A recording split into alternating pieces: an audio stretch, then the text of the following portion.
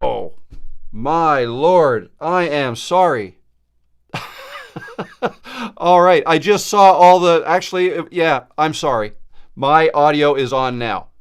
Wow, I just messed all that up. Why don't we, well, I'll get to all the intro stuff again later on. So, sorry about that, guys. Wow, that's the longest I've gone before. This is funny. This is funny. Everybody's waving, and can you hear me now? I can hear. Awesome. Rob, what are you doing? You're even teaching people how to live stream. How are you messing up this bad? 10 minutes. Wow. All right. Yeah. Well, you know what? This might be one of those live streams where I cut off the beginning because I messed up so bad, or at least add a note somehow. Anyways, welcome to the live stream. My name is Rob. For those who don't know, I apologize. My audio is on now, so yeah, I wasn't trying to keep anything from you by leaving it off. But yeah, I did. I talked about, anyway, bunch of stuff. Let's dive into the chat. And I'll get to all that other stuff. If you guys have questions about any of the graphics that you saw pop up on the screen, just let me know, and then I'll answer them. But I think I only answered 2 questions. So let's get back to that. Right here was the first one, hanging with Charlotte's Web. What are the most important tips to focus on when growing a YouTube channel? And what I said privately to myself and Peanut was I made a video yesterday talking about this. And yeah, funny, I just joined and yeah, audio was off. Where are you going? Where are you going? Go on, keep going. Keep going. So yeah, check out that video where I go over all the popular excuses, I guess, that people usually give for not getting started on YouTube. But my biggest tip would be just to jump right in. Try not to overthink things and just record yourself and put it on YouTube. And try not to care what it looks like. Your first one is probably going to suck. That's okay, because we've all been there. You know, and just do it, and that'll set the bar, right? Once you've got a video up on YouTube, there's your bar. And then what you want to do with your next video, try to raise the bar, right? Just go get a little bit better every time. And it just takes practice. The more you practice it, the better you will get at it. So,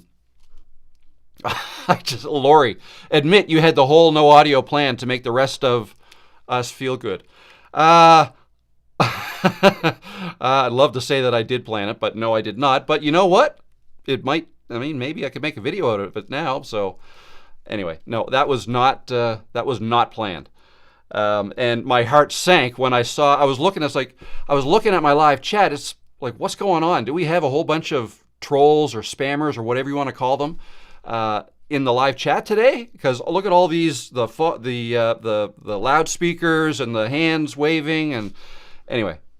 And then I noticed, oh my God, my audio is off. Okay, so there you go. First question done, and it only took me 15 minutes. Oh my. Hello from Quebec, Isabel. Catherine is here from New Zealand. How you doing? Good to see you, and congrats on your 1,000 subscribers, Catherine. That's awesome. Marcel Wynn is here. Hello. And Emma's here, and I think this was the question I was answering when I realized I was just talking to myself. I am struggling to just speak to the camera, Emma, and I hear you. That is like probably the most common thing, and that's why a lot of people tend to give up on that and start looking towards faceless channels. Like, what can I do to avoid putting myself on camera? Because I suck at that. I can't do it, and I'm spinning my wheels. I'm not able to get it. How else can I do YouTube? That's usually how it goes. And then, I mean, there's creative ways to do faceless channels that are cool. Like, you can do POV style faceless channels where your camera is just kind of showing what you see as you're walking and looking at things and whatever you're doing. That's fine.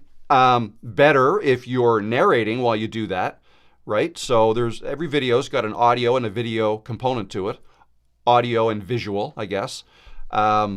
And how do what makes up your audio and your video? That's kind of up to you. Some people for audio just have music, and that's it, just music all the way through while you're watching something visually.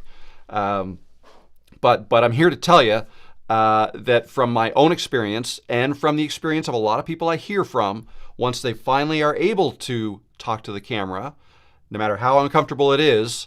But again, that sets the bar, right? And then they keep showing up, coming back and doing it more and more and practicing, and they get better and better. Before you know it, other people think they're a pro. Whereas they themselves probably still don't think they are. Like, I'll tell you right now, I'm not uncomfortable at this moment. I was a little bit when I noticed my audio was off, but generally speaking, once I get going like this, I'm pretty good. But like yesterday, when I sat at the beach making that video, it took me a little while to get going before I felt comfortable. I didn't know how to start it. I didn't know where I was going to go. Yes, I had a couple cue cards and notes. But still, it's still hard to start. I do a couple of test videos to make sure I'm in frame. Okay, start the recording. I'll hold my camera up and I'll just go test. I'll move my arms around like the way I normally would, the way I think I will in the video, and I'll try to put my head around all the places where I think I'll have it. Then I'll stop it. I'll flip it around because remember, I'm looking at the rear side of my camera, and then I'll rewatch the video just to make sure everything is in frame. Yeah, no, that all looked good. All right, let's just do it that way. I press record on my mic, and then I end up staring at my camera for 5 minutes while I'm thinking, how do I want to open this? Right, so it's all uncomfortable. Sorry, I'm dragging this on. You go into tense acting mode. I get that. Tense acting mode, I'm going to say that I used to get in. I felt like I was trying to act when I was trying to act and when I was reading from a teleprompter. That puts me in tense acting mode when I'm looking at a teleprompter and I'm trying to read the words and make them sound natural while staring at the teleprompter. It never comes across natural when I do it. But when I was not looking at the teleprompter and I was just speaking off the top of my head, that's what helped me. And I never felt like I was acting when I did it that way. So it's just a matter of practicing, and you'll get it. You'll get it, Emma. I believe in you. and you focus on words, you said? Yeah. So, if you've watched any number of my videos, you'll know that I will get stuck on a word. Like, I'll say what I'm saying, and then I'll pause a bit and like, what is it that I wanted to say? Like, I don't feel like, well, I know I don't. I don't have the largest vocabulary in the world. There's a lot of English words I don't know, right? So I've just got my own way of talking, and but sometimes I'll like, what do I want to say? I know there's a word for that, but I don't know what it is. So how do I, right? And I'll just kind of leave that in, and me struggling a little bit like that, and you seeing my wheels spinning while I'm struggling, I feel like that just makes it seem more real. I'm not acting. Like, that is me really looking for the word and how I want, like, what to say. So if you can just do it that way, just talk the way you normally talk.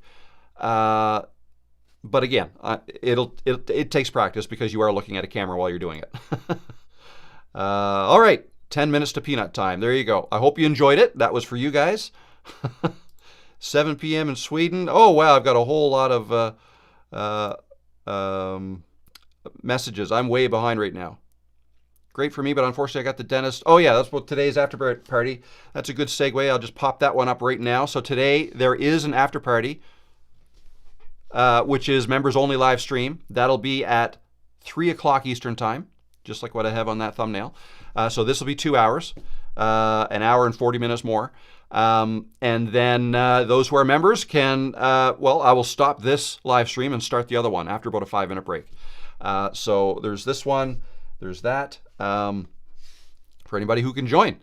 Hey, Mrs. Gee, how you doing? Good to see you. Rosanny is here. Living as Susie Does is here. Good to see you. Rosanny has a question. How would you describe the positivity potential of the YouTube experience in the beginning? Say on a scale of 1 to fun.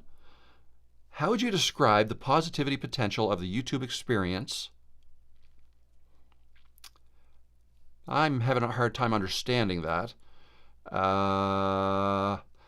1 is fun. Sorry, on a scale of 1 to fun. This sounds like homework. I feel like I'm back in school. the potential is huge for it to be a positive experience and for it to be fun, both. I'm not sure how to separate those. Well, I'll put it this way. If you don't make it a positive experience and if you don't make it fun, that'll increase the chances that you're not going to be successful, because at the first sign of, things aren't going the way you wanted them to go, you may quit, right? That's what happens to a lot of people. They're not seeing the results they want. They're finding the process of making, editing, uploading videos to be, whether it's mundane or time-consuming or not fun, right? You have to make it fun. And maybe that means slowing down a little bit. Maybe that means not editing your videos that much, right? That's okay. Right? So, yeah. Oh, geez, I did that again. Whoa! What am I doing? That darn mouse wheel. So I hope that answered your question. All right, I'm going to have to get by the no audio comments, so I won't waste your time with that. Muted, yep, I know. Yep, waving hand, pink hand, yep. He has realized. He's seeing it now, I bet. Yes, I did. Sound. Okay. There's a lot of comments here. No sound. I appreciate that. Thank you. You'd think you guys are just screaming at the top of your lungs for 10 minutes before I noticed. Finally. Okay, here we go. Yay. All right. Okay, let me back up a little bit. Missing the cool tips. Sorry about that. Yep. All the cool. He's going to learn something today. Yeah. Hey, you know what? Didn't we all learn something today at my expense? Your expense too, because you weren't able to hear me. But yeah, check your audio before you go live. Make sure that little button is on. The 48-volt button on my Scarlett Focusrite was not on. I have to press that little button, and that turns this mic on. Oh my. Nobody here better ever forget to check your mute after this. Yeah. Yay. It's supposed to be in black and white. Okay, all right, let me go. Sorry guys, looking for a question. LOO, hoot. Oh, I'm glad you're all laughing with me. That's cool. I like that. Wait, you mean I'm not deaf? Yeah, and I'm not mute. Can you start from the beginning? I said some things over again. Mic check. Mic drop, I think. I dropped the mic. 12 minutes of no sound. Yeah, I hope you enjoyed it as much as I did. Andy Paints. Andy Paints. You haven't changed your name yet. That's okay. I like Andy Paints. If you know, you know. But if you don't, you can watch last week's live stream. Rage audio bait. Yeah. I was just getting everybody angry and all worked up. I was not in on the joke. How do I submit a question? You just did. And I just answered you. Just type it in there. If you put 3 Qs in front of your question, then at some point throughout this live stream, I search for questions just based on 3 Qs. I search for 3 Qs, so they'll pop up, and then I can go through them. But fair warning, I don't get to everybody's questions just because there's not enough time, but I will get to as many as I can. All right, we're on a roll. Okay, here we go. Okay, let me do this now. Let me just go 3 questions and or 3 Qs. Let's see.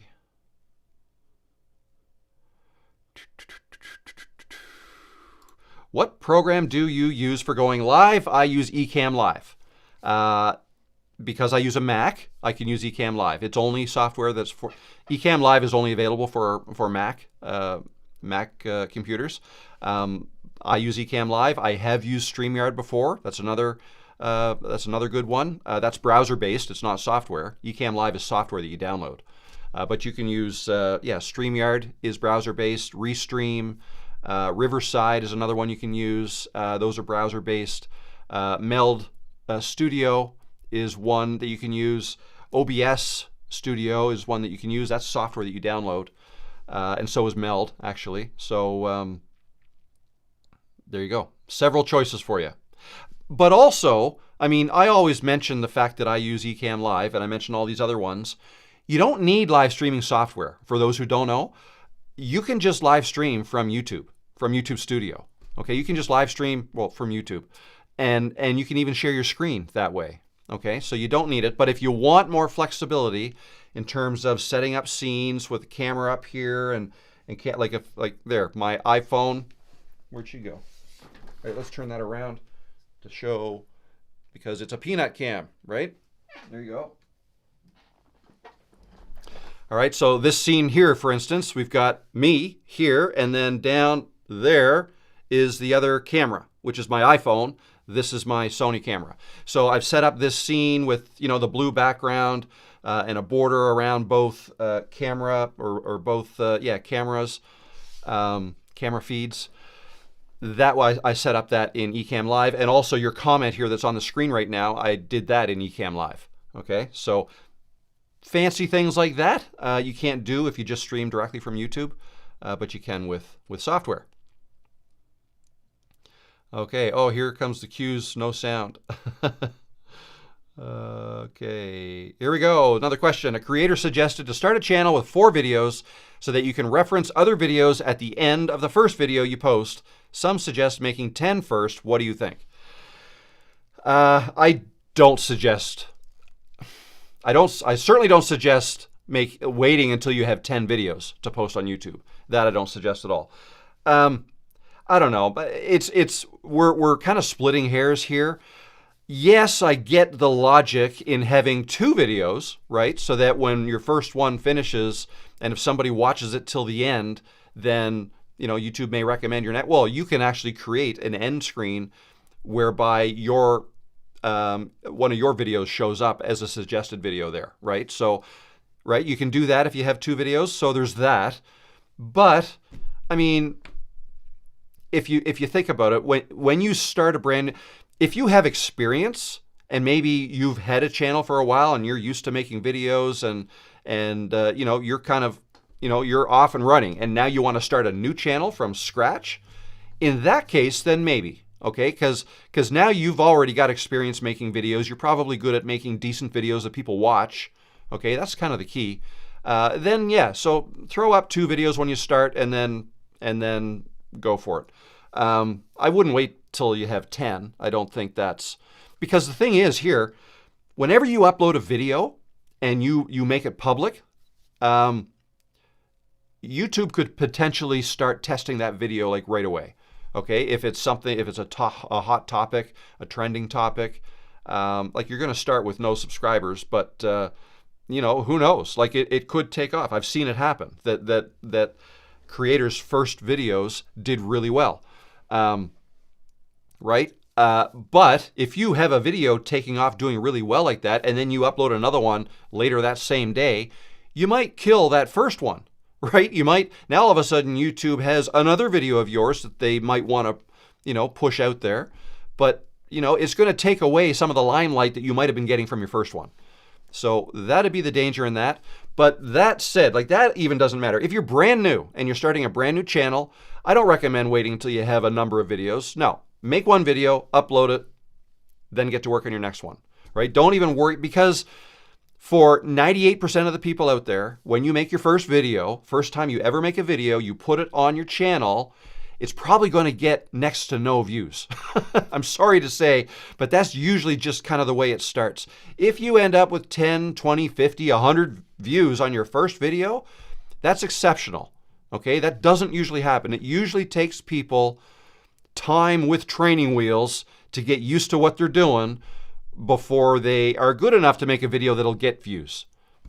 Okay, I'm not trying to rain on anybody's parade here. I'm just, like, practically speaking, that's usually how it goes. Now, you can do, you can give yourself the best chances at success by, watching videos from creators, like just watching other videos, not even necessarily from people telling you, how to grow on YouTube, like some of the videos I make, but just watch other videos and try to learn what kind of videos do you like to watch. Okay, when was the last time you watched a video from beginning to the very end? Okay, try to remember what that video was. And now look at that, go back and look at that video. Like, why did you watch all of it? Was it because it was short enough that you could watch it all? Okay, if that's the case, then there's a lesson for you. Don't make your videos too long that people won't watch them all. Okay. Was that video just really well edited and that's what you liked about it? If that's the case, okay, all right, you like well edited videos. It might not be the case for everybody, but was it the story? Was it a really good story that you just couldn't leave because you needed to know what was going to happen next and how was the story going to end? You needed to know that, so you stuck around. Was that the case? If so, there's another lesson for you, right? So you can learn not by listening to people telling you what to do, but just by watching other videos and seeing what you like. And you'll start to figure out, well, okay, no, it's good when I do things like that. I mean, I'm not trying to tell you not to listen to advice, but I will say any advice that you listen to, mine included, should be taken with a grain of salt. Sometimes what works for me may not work for you. What works for similar sized creators may not work for both because maybe they have different styles of delivering videos, right? If I did a vlog that I was just kind of going around and showing you my day and not talking about YouTube, I don't think that video would do very well because that's not what people are expecting from my channel. Right? So anyway, I don't think you have to wait. I think it's more important to make a video, get it up on YouTube because that sets your bar and now you can get to work on your next video. Don't be staring at your stats, wondering why you're not getting views. I'll tell you why you're not getting views. Usually it's because you're not good at making videos yet. That's just your first one. Your first 10 to 20 to 50 videos aren't for other people anyways. They're for you. They're just for you to practice making videos. That's the way you should look at it. And the views will come as you get better at making videos. All right? There you go. That was yet another long-winded answer. All right, now. Let's see. Question, hope you are well today. Do highly edited videos with stock footage, etc., do better or normal talking head videos where I am more natural? I have a finance channel. Okay, so you're asking for my opinion. Well, maybe you're not, but I'll give you mine. Because this is an example of a question where you may get different answers from different people. A company that sells stock footage, for example, will want to push you towards using stock video footage in your videos. There's a time and a place for it, I believe, but I also believe in creating your own B-roll, your own footage. Call it stock footage if you're going to reuse it, I suppose. But I was going to do it yesterday, but as is usually the case, I was later than I wanted to be, and I wanted to get that video out yesterday, so I didn't. But if I had more time, I would have taken a little bit more B-roll before and after at the beach, showing that ship offshore and things like that. Me maybe walking on the beach, stuff like that. That's what I think is better. Shoot your own B-roll, like shoot some before you give your talking head talk and then some after, and then you can use that. Then you've got some footage you can use specifically or particularly? Particularly in the beginning. I think it's more important to use B-roll in the beginning of a video if you think your story needs it to keep people watching. But I think always a channel where if you're selling personal finance or teaching people how to, financial things, then I think in your case, it's probably important to put yourself out there and you become part of your brand. Because, financial advice, there's a ton of financial advice sites out there or channels out there. And so you're going to want to figure out your way to stand out. Like, how are you going to stand out, stand apart from all the others? I would guess that it's going to be hard to teach anything that hasn't already been taught before. Stumbling over my words again, but you know what I mean? Like financial advice, maybe there is something new you can teach, but for the most part, if you're talking about something that is knowledge that other people also have, you have to bring something else to the table. Like, why are people going to watch your videos? And I think the easiest thing to do is to put yourself in your videos. That's the difference maker. You can be the difference maker. And then people will get to know you. Oh yeah, I want to hear what Richard has to say. Now there's Richard's face again. Oh, a thumbnail, great. What's he talking about today? They'll click, right? Not going to happen right away, but eventually, right? That's where you want to get to, where you get that brand recognition. People will recognize your face and click. So yes, I think that is the best way to grow a channel. That is much better than just making random videos with stock footage that, look at it this way. That might have been a cool way to make videos several years ago, right? There's all these video services that will let you sign up and with a couple of clicks make a completely AI-generated video.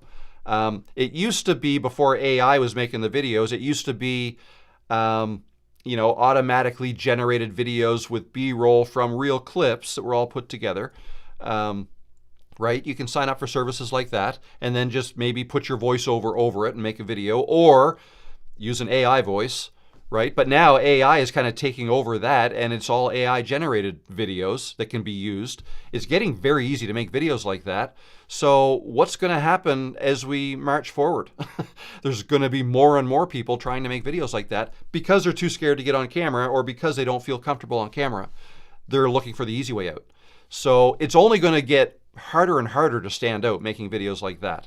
The way to stand out is to be the person in your videos. So there you go. That's what I wanted to say.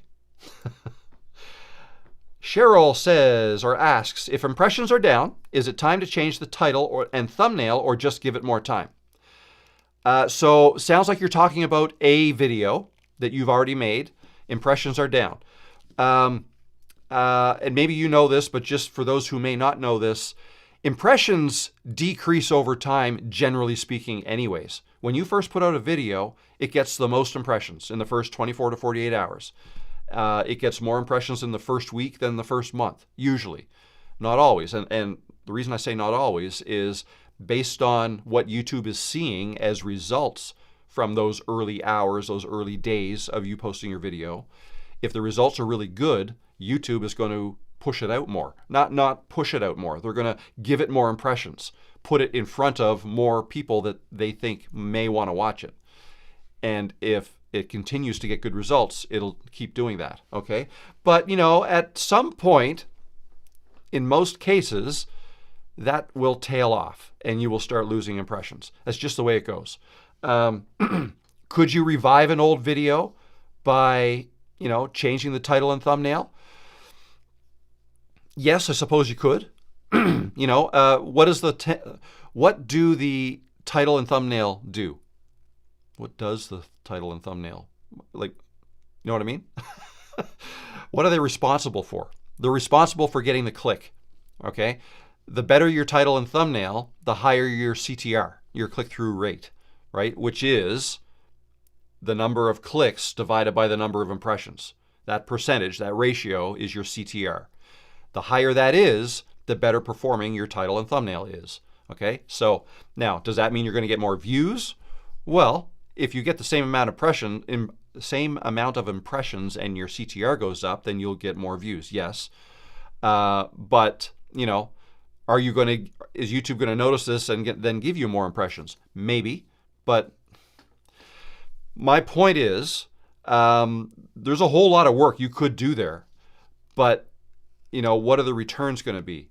I recommend or suggest your time would be better spent working on your next video, right? Instead of worrying about your videos that have probably already peaked and now they are just on your channel, make your next video, which is going to be better than your last anyways, right? If you keep trying to level up, make your next video and get that on your channel. And then, don't spend too much time looking at it. Now, I will say, if you feel like a title and thumbnail could have been better, right? Then understand that and apply that new knowledge that you have when making your next title and thumbnail. I rarely go back and change thumbnails. I think there is a video that is still doing really well that I made last October. Okay, it was I think it was my Canva video, how to create a thumbnail in 5 minutes. All right. Actually, let me show you that. There we go. Let me show you. Let me share my screen. We'll go to, no, we're going to go to Studio. All right. Where am I going? Content.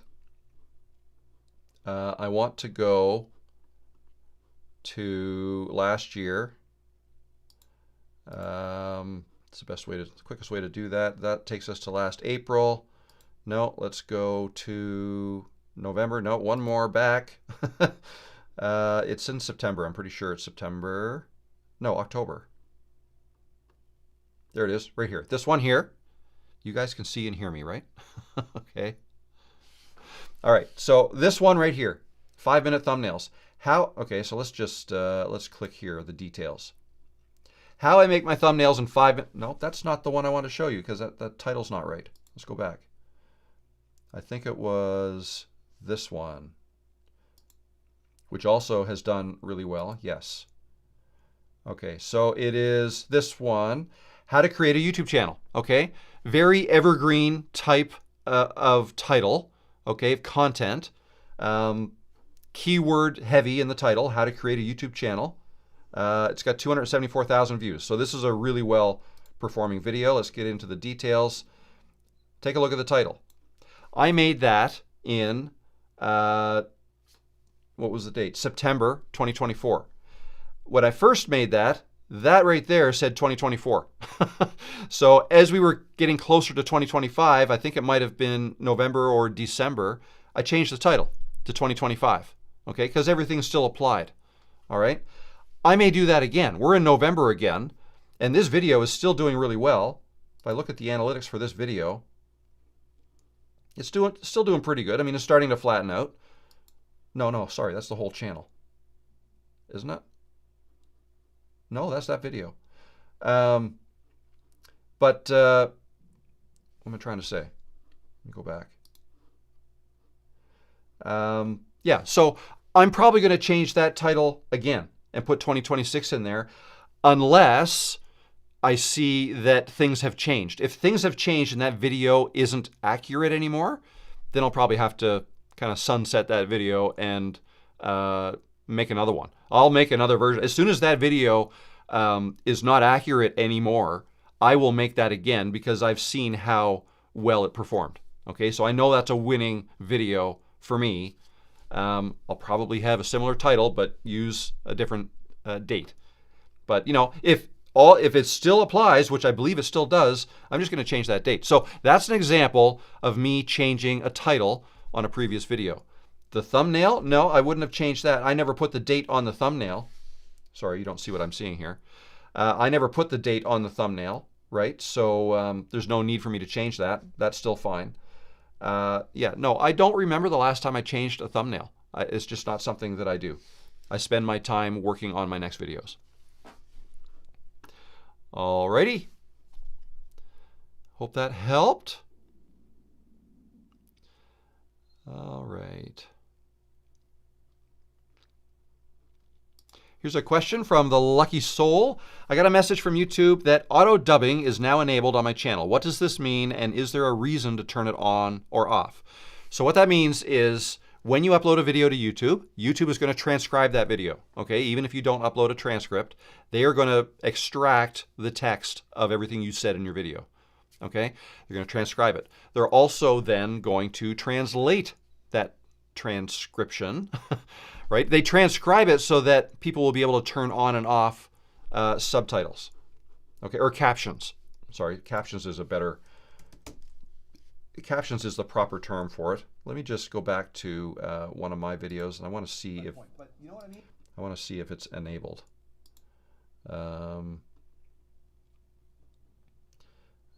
Let's see. No, that's off. Sorry, bear with me 1 second. I want to try to find one that it does exist in. If I can.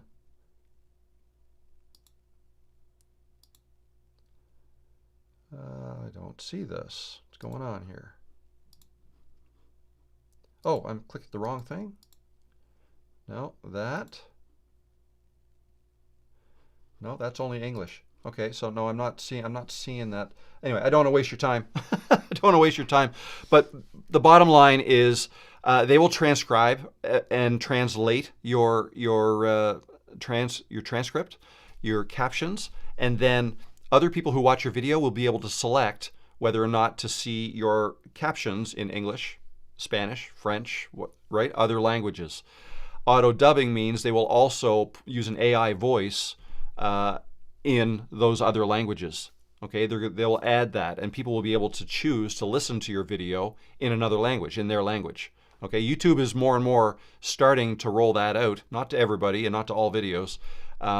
Right? It's them trying to make it easier for other people in other languages to watch your videos.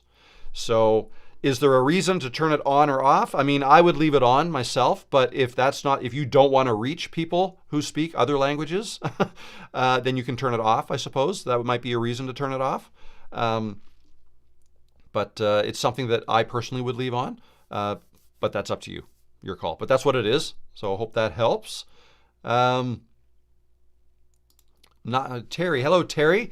Not a question, but thanks for recommending vidIQ. I have the paid version, and it helped me really analyze my channel and even really improve my analytics in a big way. Awesome. I'm glad you're getting some use out of that. Awesome. vidIQ, very good.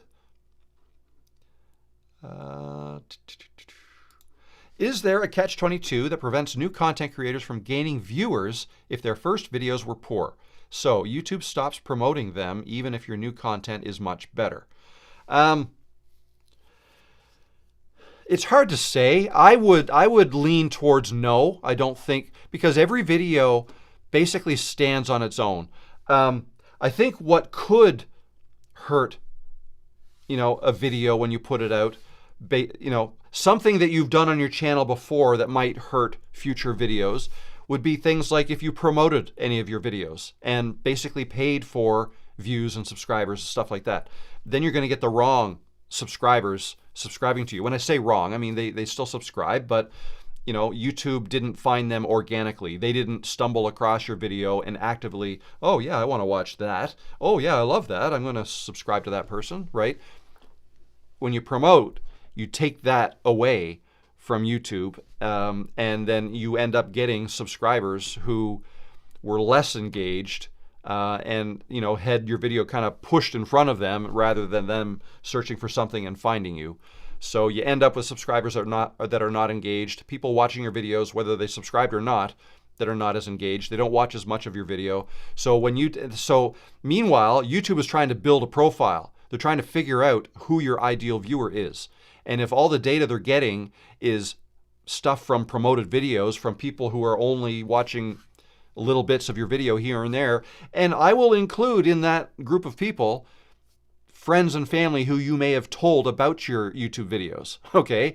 Because if you basically say, Mom, look at this video, watch it all, comment, and right?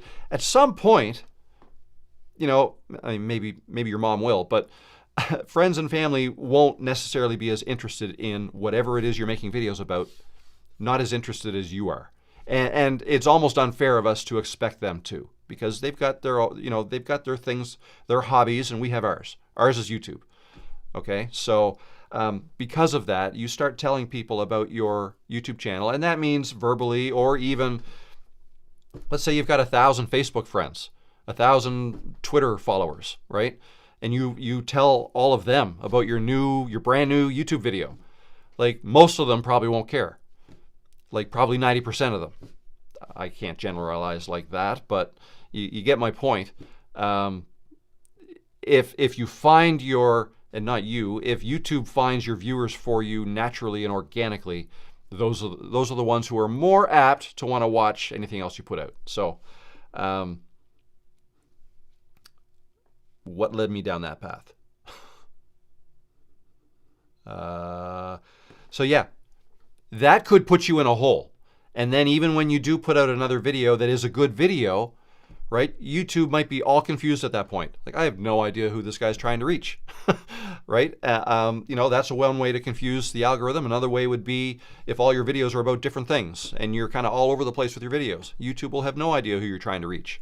whether people subscribe to you or not, because the act of subscribing to channels also doesn't mean as much as it used to. YouTube is more interested in people who actually watch your videos. Like if I subscribe to a channel because maybe I think I'm doing that person a favor, maybe they're a friend of mine and I just want to support them, so I'll subscribe. But I may not really be all that interested in their actual content.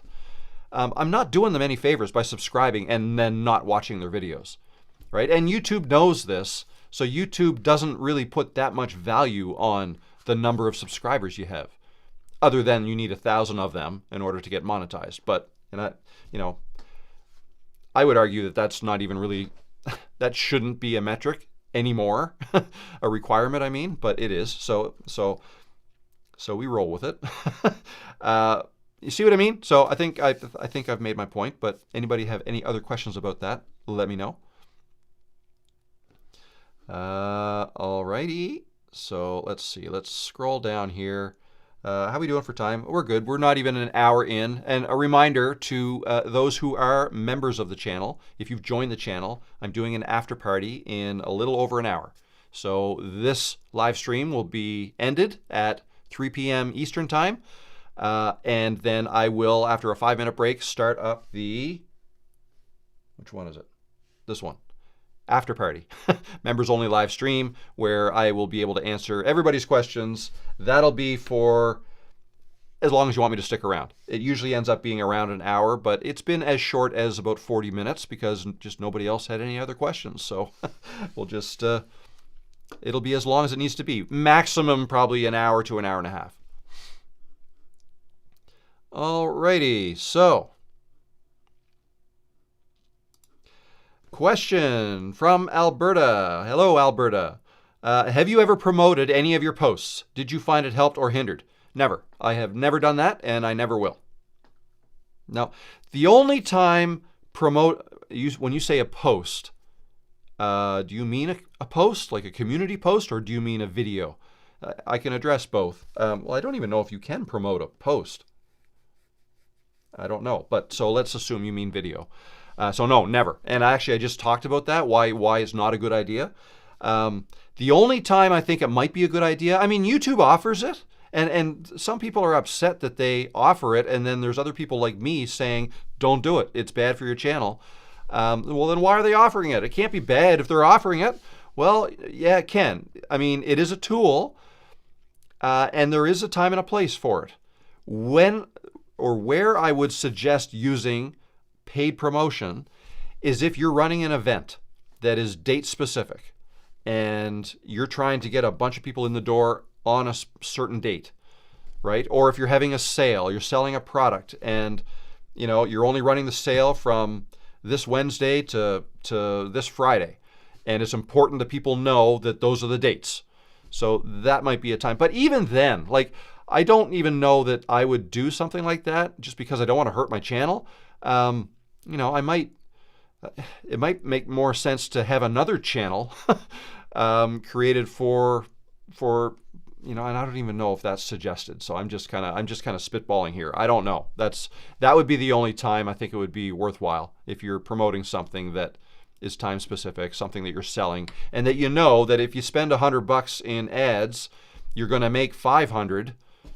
Then that sounds like a good business decision, right? You just, especially if you can scale that, keep doing that, right? If for every dollar you spend, you earn $5 in something you're selling, that's business.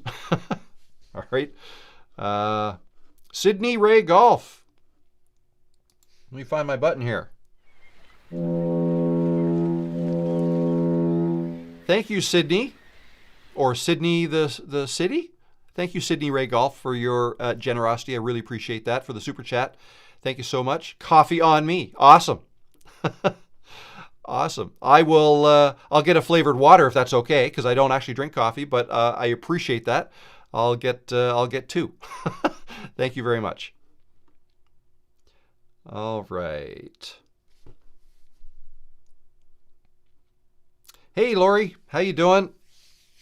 Lori from the Live Streaming Made Easy program. I hope everything's going well there. Remind me how to highlight comments on screen for eCam. Why don't I show you? I'm going to have to steal the peanut cam, which is here. Okay, let me put this right here. I've got the wrong, is this going to work? I've got the wrong, no, let me just hold. I've got the wrong, what do you call these things? Selfie stick. This is the one I use when I go outside, not usually the one in here. Okay, so here is my Ecamm Live. For those who are not familiar, this is my MacBook, okay? And this is the streaming software I'm running. Sorry for the whole Inception thing going there. So in Ecamm, you're going to have the comment, you want your comments and reactions window open. Okay, that's this one. And when you're connected to YouTube, it'll be pulling in all of the YouTube comments. Okay, on this other monitor here, this is my YouTube Studio. All right, YouTube Studio, and those are the live chats rolling in. So there's the live ones. Hit the like, guys. It helps Rob. Thanks, Catherine. But if I want to put these on screen, I have to work with them in this panel here. And the way you do that is, well, here's yours, Lori. I'll just click on yours. Boom. And it pops up. So you just click on the avatar here on screen. I can click on it again and it goes away. Okay, let's click on it again to bring it up. If I then click on somebody else's, it just replaces it. Okay, I can do that. And then the other thing is you can click and actually move this around the screen live if you want. And you can also resize it, right? Live in real time. All right, so you can position these however you want. And wherever you positioned it, when you click another one, that's where it'll show up. Okay, so that's how you do that in Ecamm Live. There, sorry, let's get our hope you didn't get dizzy there. Let me just, what am I doing? You know what? I'm going to take this off of this. So this is the selfie stick that I use when I go outside, and I love it. This one right here. It came with a different attachment here. This is the one I use because I've had it for a while. This is the quad lock attachment. You see that? Quad lock. So I can just twist that and take that off. But it's got a regular, a regular thread at the bottom that I can screw that into this guy. So this is the one I like to use in here because it can sit on my desk. It's got a smaller footprint. This one's cool because you can extend it. It can go really long, right? Like a selfie. This is the one I used yesterday. And I don't know if you guys noticed, but yesterday when I made that video on the beach, here I'm just going to take this. When I made that video on the beach, I had my iPhone in a different setting. I used a different lens. I used the widescreen lens, the 0.5 lens. I always use the 1x lens, the regular lens. But I just thought, you know what, for that, I think I'll, it's because I liked the scenery. I wanted to get a good bit of the rocks in, and there was a piece of driftwood that was behind me that I purposefully sat in front of. But I also wanted to get a good bit of the waves coming in, and so I wanted a wider angle shot. So that's what I did. Sorry, I'm just putting this on here. This is the attachment for that tripod. So you can see what I'm doing, and just tightening that up like that. Okay, and now it'll attach to this. Put that here, turn that there. And now, go back to the iPhone. Now that's all set up and working. All right. Let me actually put this one over here. Angle it down. All right, we'll just leave that there until I need it again. Come back here. All right, whew, there we go. That helped, Lori? I hope, if you're still here. All right, what are those? Question from Buckley Tomic.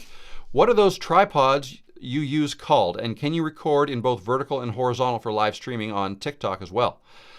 So I don't see why not. Well, okay. This one, they all work a little bit different. This one, yes, I can record vertically if I wanted to. Like you can twist this whichever way you want. I can go that way if I want to and record that way. and you could also record from on the selfie screen side if you want, right? So this one, that's how you would do it. Now, the other one, this selfie stick, so that's a Joby GorillaPod, and I think I have a link to it down below. This one is called the Eucos, EUCOS, and there's a link to that in my description. The Eucos selfie stick / tripod. And here it is. No. Where is it? It came with a different attachment. One sec. Try to find it.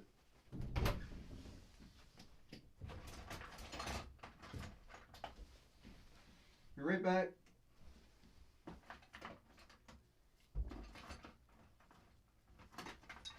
No, I don't see it.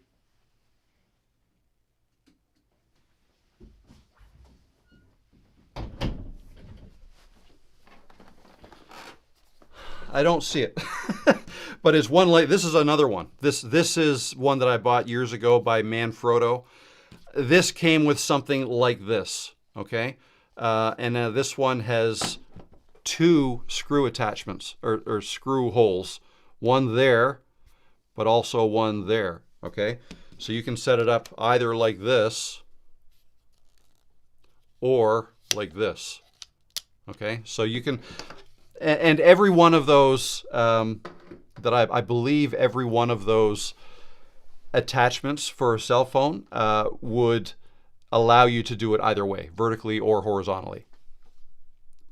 Alrighty. Okay, so I hope that helps. Where am I now? Let's see. Oh, here's a very important question. How old is Peanut? He is so beautiful.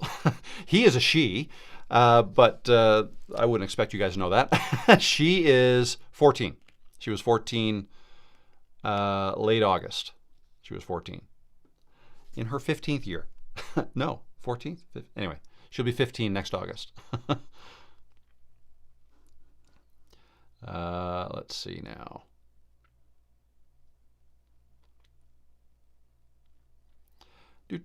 Oh yeah, so I mentioned live streaming made easy. The live streaming course / program that I run. We get together monthly, and the next one is Thursday. So just 2 days from now. So for those of you who are in the live streaming made easy program, Thursday at 1 o'clock Eastern, I'll jump on for a Q&A to see how you're all doing, and if you have any questions, share some wins, stuff like that. And if you're not in that program, you're welcome to join. Let's see now. Another question.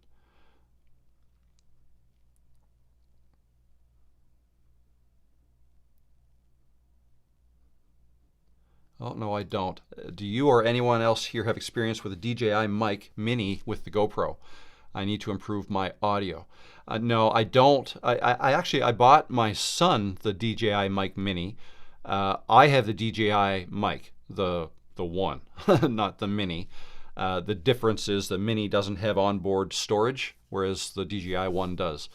In terms of how to get it to work with your GoPro, I don't have experience with that, but you should be able to find a YouTube video that would help you with that. I'm sure there's a lot out there that would be able to do, because that's a fairly common way to use it. But yeah, you would have to connect it because there is no onboard storage to record your audio on.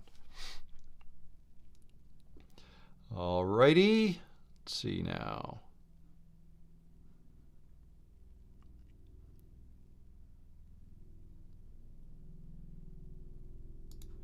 Question: published 20 long videos, 0 views, 3 months old. I'm going to quit and start a new channel. I'm not good at English.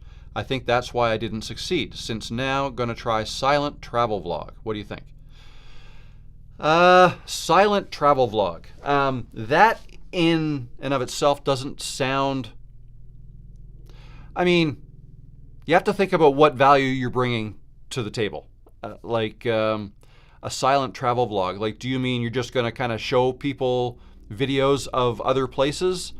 I mean, that could work if you... I mean, it works better if you niche down and like to a specific place. Like maybe travel, travel to Panama, right? And make a whole bunch of different videos about that.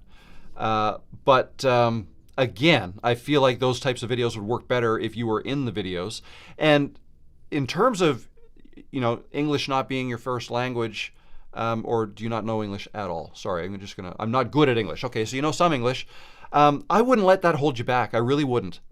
People don't mind people who aren't, perfect with their English. So consider it your superpower, almost. Like seriously, there's people, sure, there may be some people who would rather listen to people who talk perfect English, but there's probably also a group of people who don't want to listen to people talk perfect English because their English maybe isn't perfect. They don't want to listen to that. There's still another group of people who don't mind listening to people, and not even just don't mind, but like listening to people who are trying English and maybe not being perfect at it, but that's okay. A lot of people, myself included, I applaud you for trying to speak in a language that's not your regular language. I couldn't do that. I know like a little bit of French, but not enough to talk in YouTube videos in French, right? So I'm impressed with people who can do that. I wouldn't necessarily say that's the reason. Without knowing what your videos are about, just understand that YouTube is not going to push your videos for no reason. The only reason YouTube is going to want to, give your videos more impressions is if you're starting to build a watch history of people watching your videos. If people want to watch your videos, right? If when you get impressions, people click and then they just don't watch your video, they leave, well then that should tell you something. It tells you that there was something wrong with your video in the beginning. They left too soon. So what's wrong with the beginning of the video? I got to get better at making videos that people will keep watching. So maybe you have to get better at telling stories. Maybe get better at talking about things people want to listen to. Right? So, and when you mention just a travel vlog, silent travel vlog even, so like what's going to be the point of people watching that video? Do you know what I mean? There has to be something. You got to give people a reason to want to watch. So if you can answer that question, then that might help. Okay, that might give you some direction. So I hope that helps.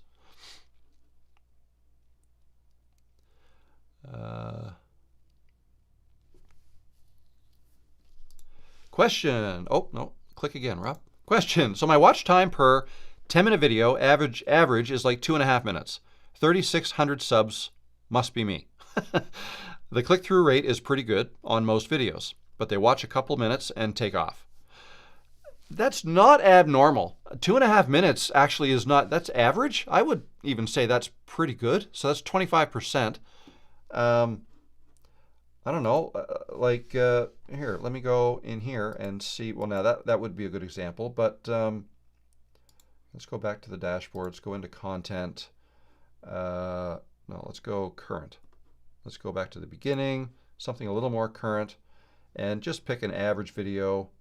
I don't know, here's one, being authentic. Let's look at my analytics on this video here. It's got 4,800 views. It's below average. Okay, so it's 39%. So that's actually better than I thought it would be. But I mean, most everybody's videos take a dip in the beginning, right? By the end of the video, I'm down to less than 20% people still watching. Okay. Now let's try another one. Here's one more current. Analytics on that. So that's an average video. 39% again. Okay. All right, I promise some of my lines here are below the gray, but you can see what the average is. The average, where does it say it? For this one, it's 39.8%, but, and where is 39? There's 39, so yeah, a little bit less. So my average is probably in the 20s, okay, which is what you are too. So, that's, in terms of, if you want to try to get people to watch your video longer, then look at those graphs that I just showed and try to see where people are leaving. Is it in the first 30 seconds? If you can spot a specific place where people are leaving, go check out that video. Like, look at that video again at that spot and see what you were talking about. Like, did you maybe stop talking for a bit? Were you stumbling over your words? Were you a little wishy-washy? Were you, whatever it is, whatever you were doing, try to say, okay, whatever I was doing here, people left. Like, what is that? And just try to learn from that, right? I mean, you can try other things to keep people watching longer, like B-roll. And not necessarily B-roll that you pay for, like stock footage, but stuff that you make yourself. Maybe try to put more of that in, more so in the beginning of the video, like the first 30 seconds, just to keep people watching for longer. If you can keep everybody watching, longer, like more people watching that first 30 seconds, that'll lift the whole graph up, right? And your whole average will increase. And then, just try things like that. And if that helped, then great. But if it only helps in the first 30 seconds, then people start to lose when you stop doing B-roll, then maybe try to put a little more B-roll in a little later on as well, right? I think that's a great way to, or it doesn't have to be B-roll. It could be anything on screen. But we're talking about video editing here now, and not everybody wants to do that. But, sometimes a little video editing will help. And when I say video editing, I'm talking about putting things on screen like text, like have text show up, like emphasizing words, right? Like with what I just said there, if I had emphasizing words pop up on the screen, if this was a video, that might help people, like, oh, emphasizing words, right? If they were just about to drift off to sleep, that wakes them up. Oh, well, okay. or show a little graph. Do some screenshots of stuff and put them on screen. Every once in a while to support what you're talking about. If you're talking about top 5 tips, well, then put it on screen. Show your top 5 tips. Maybe blur them all out and unblur them one at a time as you talk about them. Right? Things like that could help.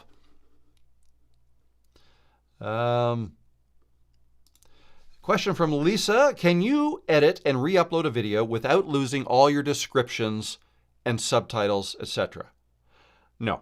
You'd lose them all. If you delete a video, you lose everything that's with it. So if you're going to do that, and have I done that? Yeah, I have done that. If you're going to delete a video and then re-upload it, I would personally open like Notepad or Apple Notes, right? Open a blank thing, and I would copy my description and paste it in the notes. Copy my title, paste it in the notes. Tags too, copy and paste if I want to reuse them. Okay? And yeah, that's probably it. As far as subtitles go, if you weren't generating them on your own anyways, like YouTube does give you the ability to upload your own subtitle file, your SRT file. I don't do that anymore. I mean, I used to do it for other people, but I don't do that at all. I just let YouTube do its thing. And if you are like that as well, if you just let YouTube do its thing as far as captions, subtitles go, then yeah, you can't, I don't believe you can save those. No, because just let YouTube do it again. When you upload your video for the second time after you've deleted the first one, it'll go through all that. It'll process your video, it'll create the captions and all that stuff. So, but yeah, certainly save your title, description, tags, anything that took you a while to type out. If you did, that might make the re-upload go quicker and better for you.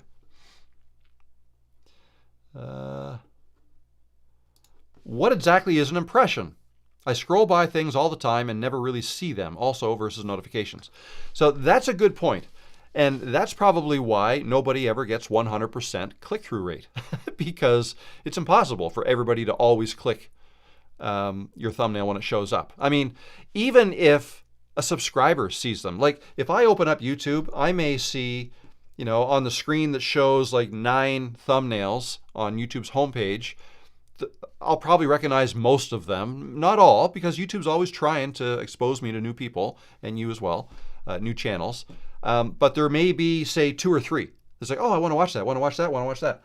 But, I'm going to click one. I'm not going to click all 3 that I like. You can only click one at a time, right? So the other 2 are it's going to register as an impression, but I didn't click, even though I'm subscribed to them, even though I want to watch them, right? So you're not going to be able to get perfect click-through rate all the time. right? It's just, you just want your percentage to go up. So mine is typically anywhere from, I don't know, 5 to 8%, I guess. On the first day, it would be typically higher, maybe over 10%. But when I started, it was down to, it was 1%, 2%, right? And it's just one of those things. Like the more videos you make, the better you get at making your titles and thumbnails, and your click-through rate will start to go up. But just know, it's not just the titles and thumbnails that affect the click-through rate, okay? Yes, they're what wins the click, but if somebody clicks and then gets in and doesn't like your video, they're not going to stick around, they're going to leave. Yeah, you got the click, but that whole process will affect how many future impressions you get. Like YouTube is studying all of this, and do they want to give more impressions or not based on a whole bunch of things. Like how much of the video is being watched. Did the people, the viewers, click like? Did they click dislike? Did they comment? Did they comment on a response to a comment? Did they subscribe? Did they hype? Right? All these things. Did they then watch another of your videos? Right? That's probably in the calculation. It is in the calculation. Did they then go to your channel and then start binging a bunch of your videos?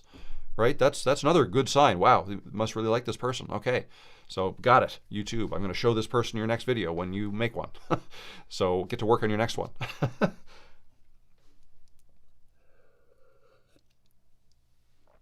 I'm just speaking in circles. What's going on in the here and now, in the current? Am I missing anything? Nobody's yelling at me. I don't have my audio off. That would be crazy, eh? If I started a live stream and didn't have my audio on. Excuse me.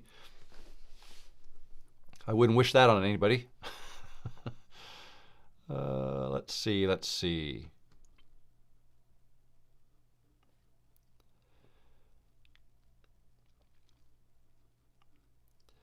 Here's a question. At what point did you, let me get this one off the screen. So I can't bring this one up because I'm looking at the current. At what point did you move from creating by instinct to creating with systems, and what systems had the biggest impact on growth?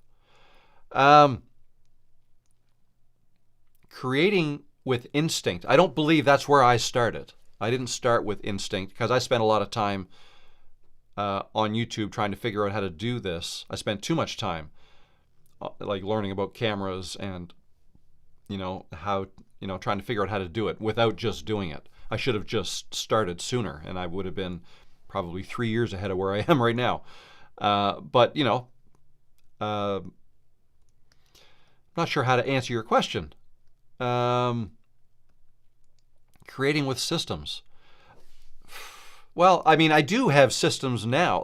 And when you say systems, when I think of systems, it's like the way I do things. So you just pick it up as you go. You start somewhere, and then the more you do it, there's going to be, you're going to get used to the way you do things. It wasn't a matter of, I have to design a better system to, I guess I did a little bit of that. I was very intentional after spinning my wheels for 3 years. I was very intentional when I came up with a plan to start making 3 videos a week, 1 live stream a week, and grow based on that, and advertise my lives in my videos and advertise my videos in my lives. That was kind of a framework, a plan that I put in place in February, March of 2024. But I guess it took me a long time to get there. And when I say systems and the things that allowed me to make the videos that quickly, like 3 a week, one reason I could do it that quickly was I made them fairly short. Another reason is I used a teleprompter to do my intro and my ending.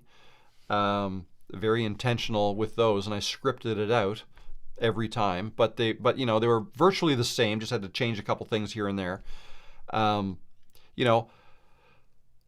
So that was a system I had in place. But then I ditched that, and I went to just So it evolves in time. The way I did it then helped my channel grow at that point, but it was only ever going to grow so much. It wasn't until I started making videos just talking to the camera without a teleprompter that I really started to grow, when I was just my true self instead of reading. So I guess that had the biggest impact when I when I stopped using the teleprompter and just started to wing it. And all of a sudden I met a bunch of people and a bunch of people found me that really enjoyed the fact that I was just being myself and not reading something, right? So remember, the things that I talk about and the things that everybody talks about, the things that people teach on YouTube, anybody can talk about these things, right? So you have to think about what's going to make you different. And usually what it is it's you, the person, right? People wanting to listen to you and to come back and listen to you. I need to acknowledge a super chat. Thank you so much, Kindness Cake. I really appreciate that, your generosity. Awesome. Thank you so much. I appreciate you. And it wasn't a question. It was just a little tip jar, another coffee. I appreciate that. Thanks. Let's see. Oh, that's a good question. Do you need to lift your energy in your voice? As I notice, my mood can affect my projecting and how I come across. I love that. I'm going to go right to the bottom here, and I'm going to put that on screen. So we are at 323 or 223. There we go.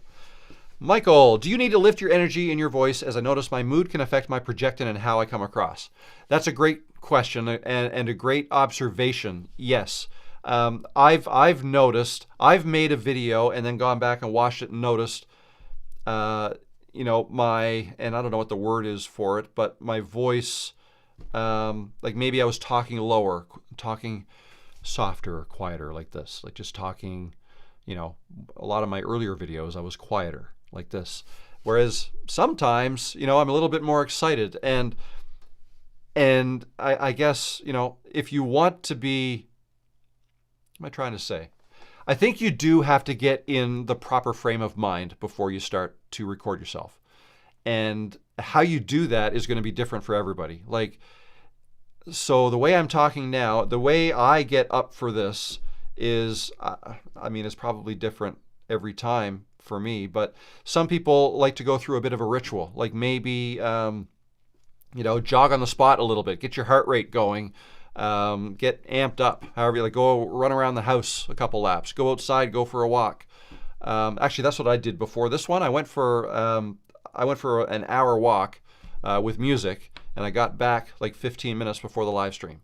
And, you know, that just got my mind in the proper frame. But yeah, if your mood is not in a good place, for example, for making videos, I think you want to get it in a good place. Now, how do you do that? Like, that's going to be different for everybody. You know, if you're too amped up and too excited, then maybe you need to calm down to make your videos. But if maybe you're in a sad or a down state, you got to lift your spirits. Maybe there's some uplifting music you need to listen to first, or maybe even do some voice exercises and practice talking to the camera first.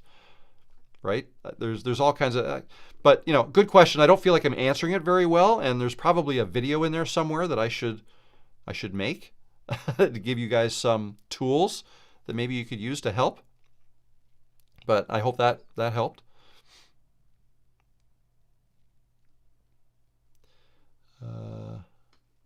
Try playing your happy song first. That's a great idea. Happy song. Just do that privately. What's that? I do voice exercise prior to recording, but do it privately.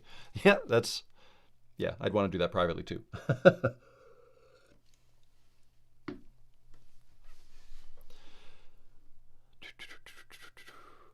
Question, how could I contact YouTube service to fix my account for YouTube to put the payment into my account? You'll have to go through the proper channels. I won't be able to tell you exactly how to do that. But there should be YouTube support somewhere. I've never had to do that myself. Yeah, there should be YouTube support somewhere within your account or your Google account. Let's see. Inflection, voice inflection. Yes, that was the word I was looking for, I think.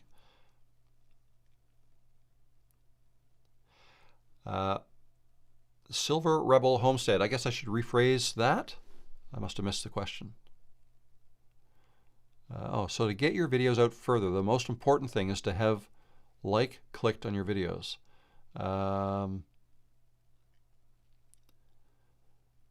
Is it more important to get people to like them or subscribe to them? It's hard to know. It's impossible for me to say, like, is a subscribe worth more than a like? Don't really know. I would say probably subscribe is worth more, but it's a guess. Don't know. Don't quote me on that. They're both good. They're both positive signals. Okay. But that said, like when you say, how do I get people to subscribe or to like? I've got some opinions on that. Like, I'm not a big believer in asking for people to subscribe or like a video. I don't do that very much, and I certainly don't think it's appropriate or even smart to ask people at the beginning of your video to like and subscribe and all that stuff, because you're asking for people to do something based on them not even having watched your video, right? So if you are not getting people to subscribe to you or to like your video as much as you would like, then you could try to ask for that at the end of a video. After you've delivered some value, right? Let's say you make a video, right? And in that video, you're delivering value. You're helping people out, whatever your video is about. At the end, you could say something like, if you really like this, if you liked this and you want to see more like it, I'd love it if you hit that like button, and don't forget to subscribe if you want to be notified, or subscribe and click the notification, however you want to say it, right? You can remind people that way. And but I think engagement is also super important. And by engagement, I'm mostly referring to comments, people commenting in the questions. So, or in the people leaving comments in the comment section. I think is important. So I feel like if you can, get people to do that, that would be great. And the way you can do that is throughout your video, you can ask questions. You can get people to comment that way. Like, ask a question and tell people, like give me your answer down below. I'd love to know what you think. What did you think of this video? Let me know down below. What did you think about the Blue Jays losing to the Dodgers last month? Let me know in the comments below, right? Stuff like that.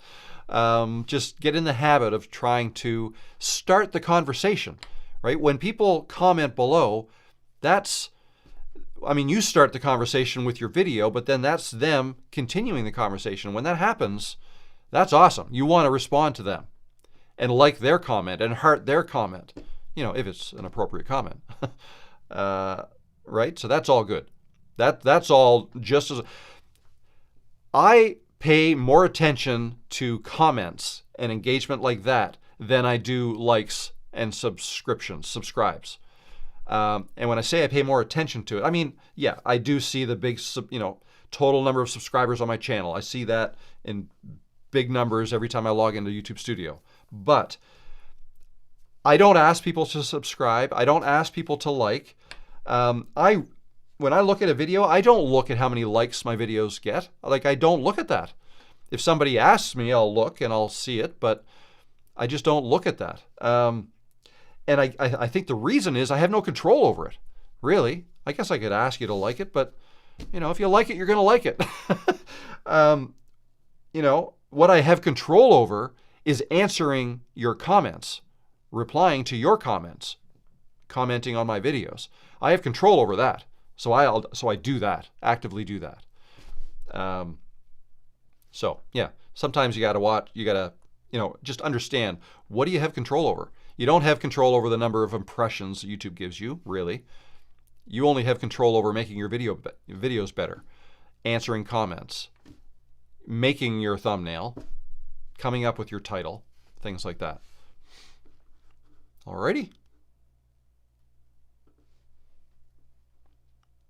That's a good way to look at it. Evergreen rabbits? No, even rabbits. Sorry.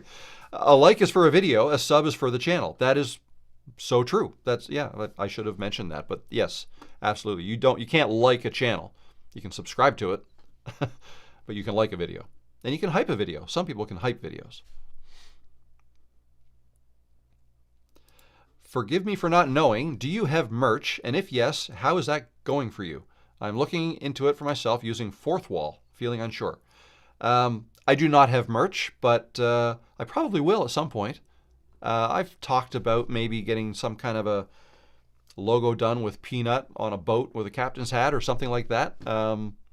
Whether it's on hoodies or hats or I don't know. I haven't looked that much into it. So yeah, I can't really help you with that, but I think it's a good idea, right? If it's another revenue stream you can create for a YouTube-based business. I think it's a great idea. And I have not heard of fourth wall, so I can't really comment on that. I don't, but I hope that goes well for you. But yeah, that's if I were going to get into merch, I would probably look at something like print on demand, whether it's Printify or something like that. Yeah, so I would have to get into it. I haven't even really gotten into that.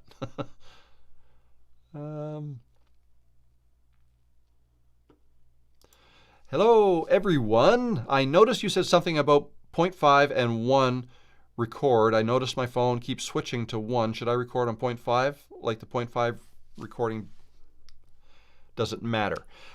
So what we're talking about there is which lens were you using. So like if you look at my phone, the iPhone, there are 3 lenses on the back. See those 3 lenses right here.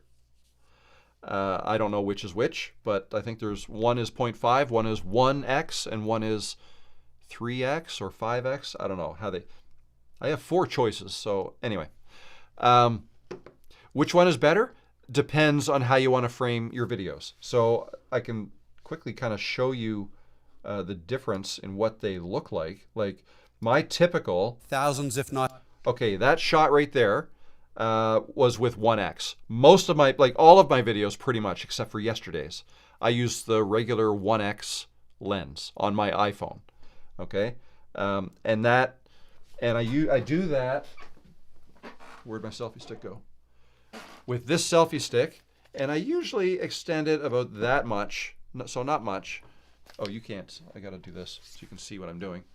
And here, let me get that comment out of the way. There we go. So yeah, my phone would be here, and I hold it about this far away. Okay, that with the 1x, about that far away with the 1x lens will give that result. All right.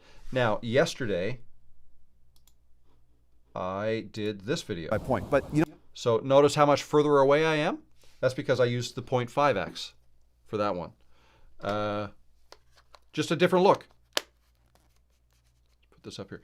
Just a different look is all it is. So it's whatever. So in that case, if I didn't, in this case here, if I did not use the 0.5x, I would have been, like the frame would have probably cut off here and here. But you can see it distorts things. Like, I don't know if you can tell, but like my forearms aren't that big. All right. So it's magnifying everything on the edges. All right. So like down here, this is all getting magnified. Even out here, like these rocks aren't that big. Here's a good example. See this piece of wood here? That's actually not a random piece of driftwood. It is, well, it is driftwood, but it was like a milled piece of lumber, like a 8x8 or something like that, inches. What I'm saying is the thickness of it here was the same as what it is here. But in this shot, you can see that it looks much bigger here. It's being magnified on the edge. These rocks weren't that big, but this is more accurate. But back here, it just gets farther away. Like, I'm not explaining this very well, but it's a wide angle lens. 0.5x is a wide angle lens. Whereas, now no, I used it the whole time. Anyway, yeah, it's whatever you want to see. In this case, I wanted to show more of the ocean, okay, and more of my surroundings.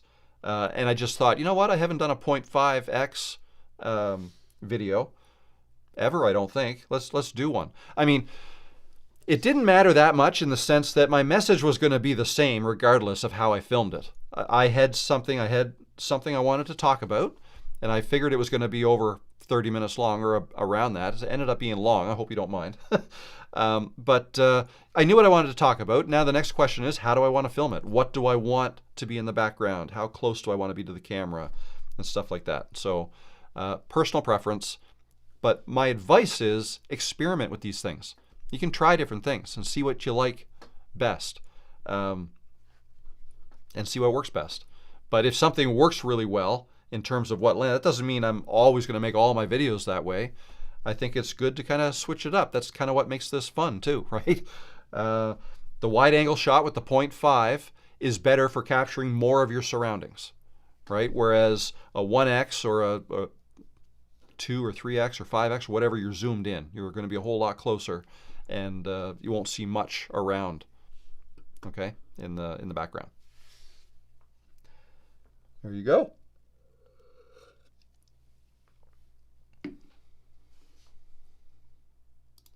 I record in 0.7 or 0.6 because it frames the scene I want appropriately. Perfect. Perfect answer. Now, I will say though, I don't know whether you use the iPhone or not, but what I also know about the iPhone, it's probably the same with any of these, is that the zoom is, it's not optical. It's like software driven, digital zoom. And what I mean by that is they're not getting, sorry. Again, this camera has 3 lenses and they have buttons associated, like you can select 0.5x, 1x, like there are buttons there. If you press those buttons, you're going to be using one of these lenses the way it was meant to be used. If ever you kind of pinch and zoom to dial into a different zoom level or rate, you're going to be between lenses, and the only way to get there is the software here kind of creates it with software. It's not real. It's not real. Like, I'm not explaining this very well. The best zoom is always going to be done with glass, with the proper lens that is not then using software to make it appear even closer, right? It's just done with the actual lens. So this one only has 3 lenses. So it would make sense that there's only 3 buttons, but there's 4. I have 4 options. So one of those 4 options is actually somewhere in between 2 of those, which means it's one of the lenses but zoomed in even further, if that makes sense. So when you mention 0.7 and 0.6, unless you have a whole bunch of lenses that you can actually, there is a 0.7 button on there and that is associated with a lens, it's probably not just pure optical zoom, it's probably digital zoom as well, which may or may not be as good. Okay, that's all I'm saying. If you use the lenses natively the way they're meant to be used, it would be best. And when I say, I mean, you know, if you're filming in 4K, you're probably fine anyways, even if you zoom in, right? So anyways, I am so far down into a rabbit hole that I am not an expert at all in. I'm just kind of sharing what I know, which is probably enough to be dangerous. Question, I notice channels that I watch are making much longer videos. Is there a reason for it? Do longer videos get more impressions? Yeah, I think there is a reason for it. Do they get more impressions? Maybe, maybe not. See, one of the reasons I think people are making more longer videos, well, see, there's a couple things at play here. YouTube wants people to watch YouTube all day long. Watch as much YouTube as possible. Okay, so now you look at it from a creator view, a creator level. When you make a video, you want people to watch your video for a long time. The longer your video is, the potentially longer people will watch it for. All right, it's got to be interesting, but you know, they're going to want to watch it all. So YouTube values watch time. Okay. And the best way to get more watch time is to make your videos longer. So there's that, but there's also like more and more people are watching YouTube on their televisions now, on their TVs. And like YouTube is now watched on TVs more than Netflix is. All right? Like people will turn on YouTube and like, what's the difference? When I watch YouTube on a TV, it's harder to navigate. It's harder to comment. right? You can't. Well, I mean, you probably could, but I mean, that's hard. Like with a TV remote, trying to dial in the right letter and write a comment and all that stuff. It's a different experience when you're watching YouTube on TV than it is watching on a computer or on your phone. A lot of times people just flick on the TV and they'd like to watch something for a length of time without having to select something else. I feel like if you're on your phone, you're more apt to be okay with, going on to the next thing, right? Even on a computer, if I've watched enough of a video, I've learned what I wanted to learn, I'll go on to the next one. But if I'm relaxing in front of the TV, give me a half-hour show, I'm going to relax. I might probably fall asleep to it, but that's not your fault if you made the video. I fall asleep when I try to watch TV. But you know what I mean? Like, people are in different mindsets. Psychology is at play here too. So because more and more people are watching YouTube on TVs, perhaps more and more people are wanting those longer shows. Instead of watching Seinfeld for 30 minutes, which we did in the 90s, right now we might watch Rob the Maritimer for 30 minutes, right? So that's why I wasn't disappointed in yesterday's video. It ended up being 38 minutes long, I think. It was a long video. But it's getting views. It's really getting watch time. Let me show you that, actually. That's I did want to show you this today. So let's look at two videos. I want to show you two videos. I want to show you a short video, and I want to show you a long video. And when I say short, well, short-ish. I don't know. No, that's not. Yeah, you can see I'm not prepared for this, but let's see. Let's go short. There was one 57 minutes long. That didn't do that great. But anyway, no, my point is, let's just go to this one yesterday's video, go into the analytics. All right. So here's yesterday's video. It's 39 minutes long, 40 minutes long. Okay. Number of views are down. It's an 8 out of 10 is how it's doing. So it's my 8th best video of my last 10 in terms of views, number of views. All right. That's because it's so long. Not just because of what I just said about the TVs and that more and more people are watching longer videos on TVs. That may well be, but it doesn't mean everybody is. There's still a lot of people. Most people watch my videos on phones, and then computer. No, then TVs might be second. Anyway, so the views are on the low end. Okay, see this green line here is on the low end of the average. The average is between, like, in this gray area. Okay, so there you go. First 20 hours. I normally have between 3,400 and 5,900 views. This one's at 38. All right, but look at the watch hours. So the views, I got a green check mark, so it's within range, right? This one, the watch hours are a little bit higher than normal. Look at that.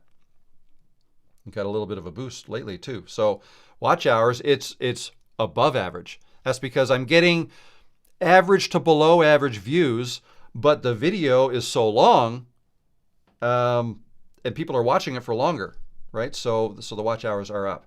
Now, I can't show you the audience retention because the video is too new. It was just yesterday, so that usually takes around 2 days before, it says right there, processing can take up to 2 days. So next week I'll show you that one. I'll show you that part of it. All right, so that's the reason. That's the reason. People have more of an appetite. It's not YouTube doing anything different, and it's not YouTube. YouTube doesn't make these decisions as to who to give more impressions to. It's all driven by viewers' habits. Okay? If more viewers are watching longer videos on TVs, well, then they're going to be asking for more of those types of videos.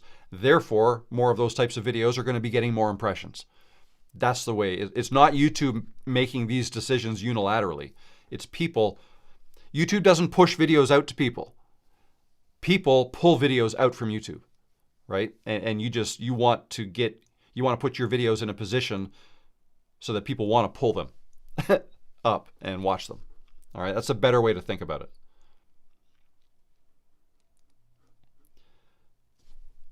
All righty. What else is going on?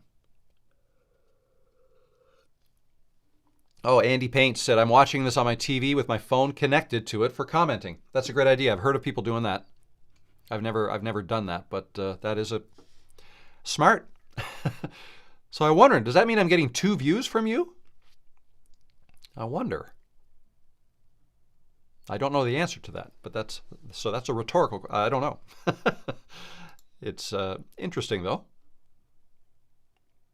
You know what though? You know what? That's probably an example. I mean, we talk about the fact that sometimes the number of views you get gets adjusted. You ever seen that before? Where, it looks like, oh well, on this day I've got 50 views on this video, and then a couple days later you look and now you're down to like 47 views. And what happened to those 3 views? YouTube took views away from me, right?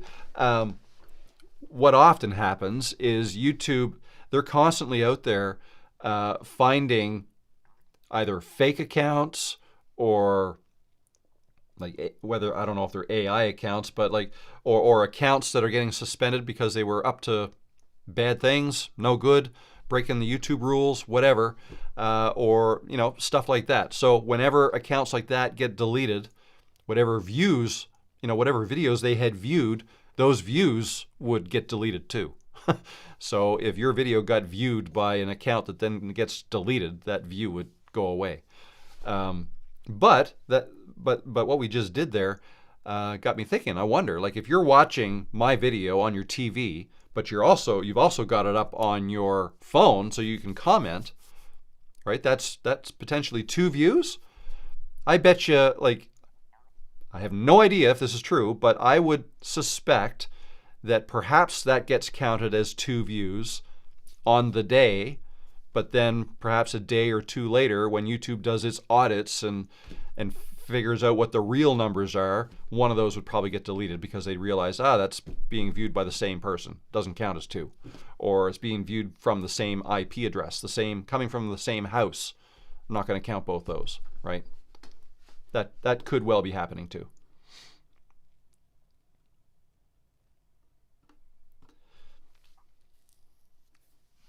Graciela says subs change too. Yeah, 100%. 100%. Yeah. So again, if an account who was up to no good, or an account that was created by bots even, gets found out by YouTube, and they do every single day, and if that account subscribed to you, you lose that subscriber when YouTube deletes that account. So that's not the only reason you lose subscribers. People will lose subscribers because people unsubscribe. That happens. And that's okay. That's all part of it. Like, and the older your channel is, the more, probably the higher unsubscribe rate you'll get, right? It'll keep increasing. I've seen channels that have been around for a long time, that maybe a 10-year-old channel that's got hundreds of thousands of subscribers, but they're not getting any new ones. They're kind of flatlining. But they are getting new ones, but they're also losing as many as they're getting new ones. But again, that doesn't even matter. Like, they don't care about that. Like, when I say they, I mean the channel owners. They don't care if they're stuck on 200,000 subscribers and they're losing, 500 subscribers a day, but they're also gaining 500 subscribers a day. That's a good thing, right? It's the views that count anyways. It's not the subscribers. So anyway, just went down another... we got 10 minutes. 10 minutes. That's difficult for YouTube to distinguish, as multiple people can live in one household and watch the same content. You're right. That is difficult. And I don't even know if they would count, like, if you've got 10 people in a house and they've all got a phone and they're all watching the same video, even at different times, I would doubt that all of those 10 views would count. There might be a limit. Who knows? Maybe like we're never going to know this, but YouTube might have a formula that says, maximum 3 views per household, right? It could be. Or if they know 4 people live in that house, then they'll allow 4 views, but no more. Or I have no idea. I'm just kind of spitballing here. They can put whatever formula they want into their algorithm. But I guess at the root of all this, my suggestion would be not to even worry about this stuff. Like, would that count as 1 view or 2 views? Like, it doesn't matter. It really doesn't matter whether it's 1 or 2. Like, that's not going to move any needle in any meaningful way anyways. So But it's interesting to talk about. Like, who knows? Like, they could do whatever they want in terms of how they create their algorithms. That's a good point. Those multiple people will not use the same YouTube account. Yeah, but, so I'll play devil's advocate here a little bit. One person can create multiple accounts, right? You can create multiple accounts and then go watch a video from each of those accounts to try to game the system. Like, I feel like there's people out there that would try that. I would bet, well, I'm not a betting person, but I bet you that that's not going to move the needle at all. I bet you YouTube knows. This could happen. So no, we're only going to count one, or we're only going to count 2 views from that account or that IP address or that household or whatever.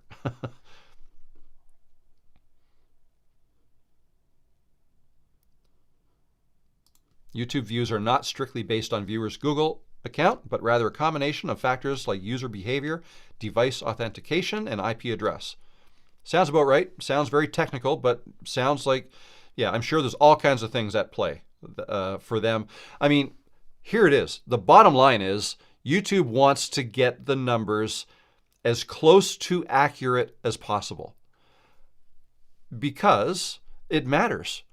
It matters because YouTube is a business.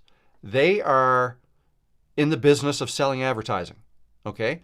What advertiser is going to want to pay for a view if they know one person is able to account for 10 views? Like, that advertiser only wants that counted as one view. It's like, if I'm, Mr. Advertiser, I'm going to say, YouTube, like, yeah, you're showing me that I got 10, that there's 10 views here? I don't think so. I think that was one person viewing it 10 times from his 10 different accounts. So I'm not going to pay for 10 views. Put yourself in the advertiser's shoes. I don't want to pay for 10 views. It's 10 all from the same person. So because YouTube doesn't want the advertiser to feel that way, YouTube is going to do its darndest, its absolute best to make sure that the data is clean so that they can say, no, Mr. Advertiser, we've done a lot of work here. We've built our algorithms so that the views that we say that you're getting are from 10 different people. I promise. Yeah, maybe 1 or 2 of them live in the same house, but they're different people, right? Excuse me. YouTube wants to get it right. They don't want to inflate numbers, certainly. Not a good sign. I'm losing my voice. Because it does nobody any good. Advertisers need to be happy, right? So yeah, there you go. There you go.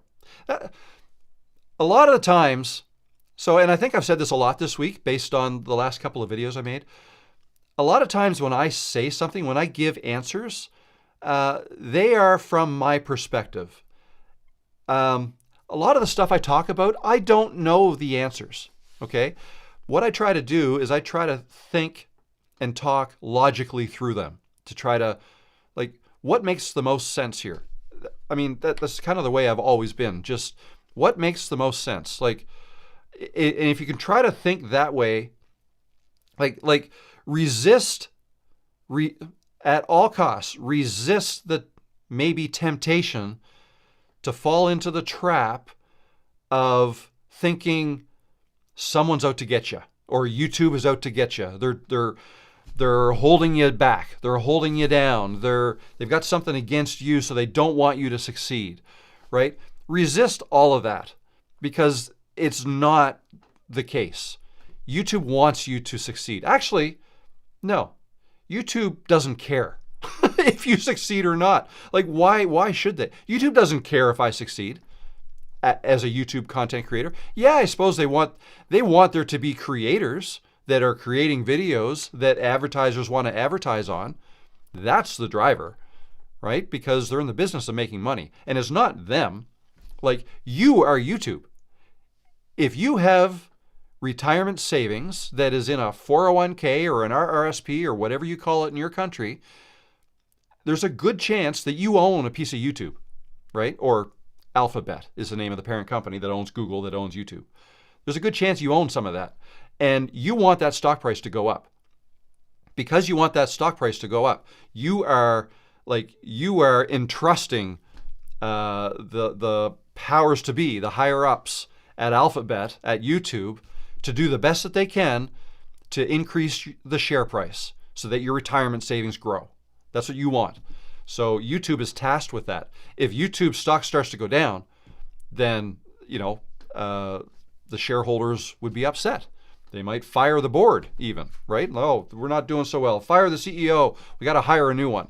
They don't want that, right? They want to keep you happy. They want to keep the owners happy. Shareholders are owners, right? The people, the CEO and all the top level people in YouTube, in any company, they aren't the owners of the company. The owners of the company are the shareholders. Now, yes, the people who work at the top of the company typically own a lot of shares, and they're usually incentivized by, the better you do, the more shares we'll give you, right? Like options, packages, and stuff like that. So they're owners too. But my point is, they want to keep the owners happy, and the way to keep the owners happy is to maximize revenue, right? And the way to maximize revenue is to get more advertisers and to keep them happy. You don't want to lose advertisers. And if advertisers suspect that YouTube is inflating numbers, if they're letting one person view a video 10 different ways from 10 different accounts, but it's still really just one person, advertiser doesn't want to pay for all that, right? They'll get upset. They'll leave. YouTube's revenues go down. Shareholders are not happy. You're going to fire the CEO. Wow, there's business 101 or 201.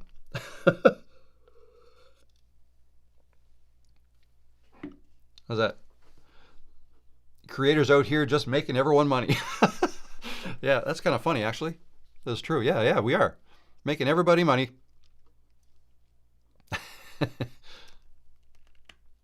I know a streamer that uses VPN because of their niche while streaming on YouTube, and seems to be no issue. Yeah, no, using VPN is I've got a VPN too. It's good for traveling. Like if you let's say you travel abroad, but you need to log into your banking, and your bank doesn't want to see you log in from another country. That's like, whoa, that's suspicious. So things like that. Or yeah, VPN's good for safety too. If you think YouTube is too big to fail, just talk to IBM or Kodak. YouTube is being hit on a number of fronts. Yeah, of course, every big company is. Kodak is an interesting story. I talked about that in a previous video. Interesting story. Yeah, you think you're too big to fail. Nobody's too big to fail. Especially now, at the speed that tech is advancing right now. Who knows what the tech world's going to look like in 5-10 years? Who knows? With AI and all that stuff. So YouTube's got to be careful. They gotta keep everybody happy.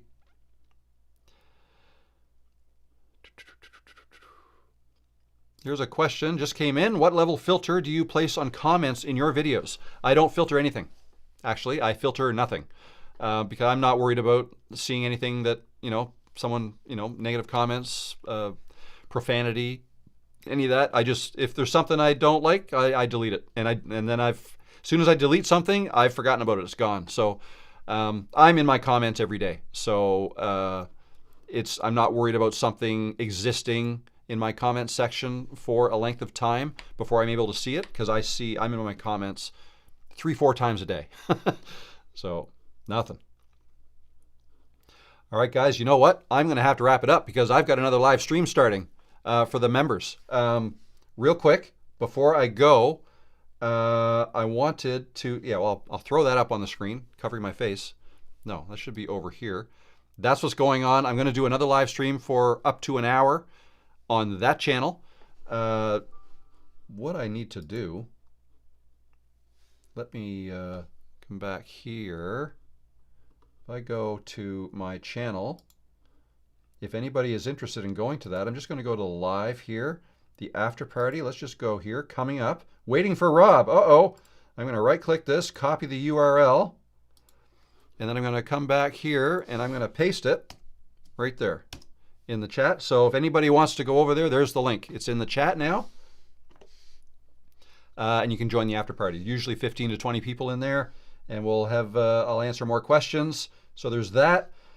Keep an eye open for this. I love the logo, by the way. This is something that I talked about in my muted intro. The Creators Growth Project. This is something that I paid a guy on Fiverr to create this logo for me. Everything but the Rob the Maritimers. I added that. But yeah, that's the new mentorship program that I'm almost ready to launch. We're going to start the first class December 15th, I think. So if you're interested in learning more about that, it's going to be available by application only. And I need to, here, sorry, I'll just go here. If you go, there's a link down below. Oh, sorry, I've got too much going on here. There's a link down below in the description that'll take you to my website. But what you can do is just start your journey or click start here. That'll take you to this page. See ways to work. You can either click here or scroll to the bottom of the page and you can learn more about it here. Creators Growth Project. You can learn a little bit. All the details are coming, but you can click join the waitlist and here you can join the waitlist. And then I'll let you know when it's ready. And then once you can read all about it, what's going on, if you're still interested at that point, there's going to be a form where you can apply to it. Okay, so there you go. Creators Growth Project. I'm excited about that. I'm going to run several classes a year, and there's going to be an alumni hub as part of that where we're going to get together every month for at least a year. All right, so there's that. What else? What else I got? I think that's it. I'm going to have to go. I hope I was able to help you here. I hope you enjoyed this. Thanks for tuning in. I'll be back again next Tuesday. I better jump over to the after party. Maybe I'll see you there. All right, guys. Take care. Look for another video from me before the end of the week, too. All right? Cheers. Bye.